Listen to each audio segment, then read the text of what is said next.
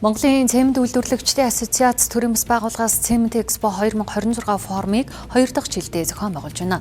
Дотоодын цементийн үйлдвэрүүд хамтран зохион байгуулж ирсэн тус форум нь энэ жил доктортой өсөлт үйлдвэрлэл ба логистикийг холбохон сэдвийн хүрээнд болж байна.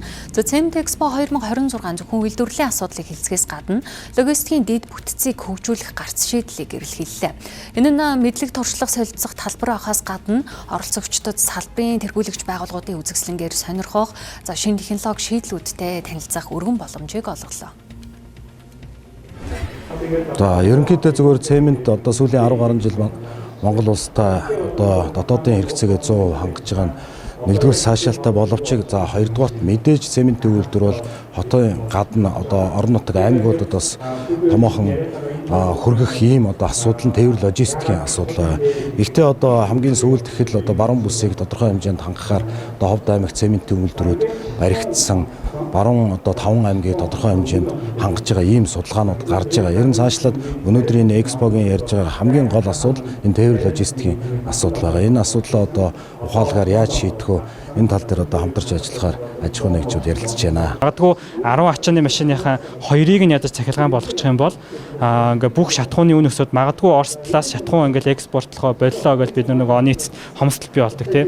Тэр үед манай бүх машинууд маань ядаж зогсохгүй хоёр нь ядаж тээвэрлэлтэй хийгээд явж гинэ гэдэг эдийн засаг тодорхой хэмжээнд эргэлтэнд орох нөхцөлийг бий болгосноор бид эрсдэлсээ сэргийлэх юм нөхцөл байдалтай байгаад байгаа. Энэ жилийн хувьд бол тээвэр логистик болон ер нь доктортой хөгжил гэсэн үндсэн хоёр агуулгаар цементийн экспо маань зохион байгуулагдаж байна. Тэгэхээр эхний асуудал бол зөвхөн цемент үйлдвэрлэгчид гэлтдэггүй ерөнхийдөө мал аж ахуй, хөдөө аж ахуй гэх мэтчлэн бүхэл салбарт нөлөөлөх асуудал байгаа. Тэгэхээр энэ замын стандарттай холбоотой үндсэн асуудал гэсэн үг.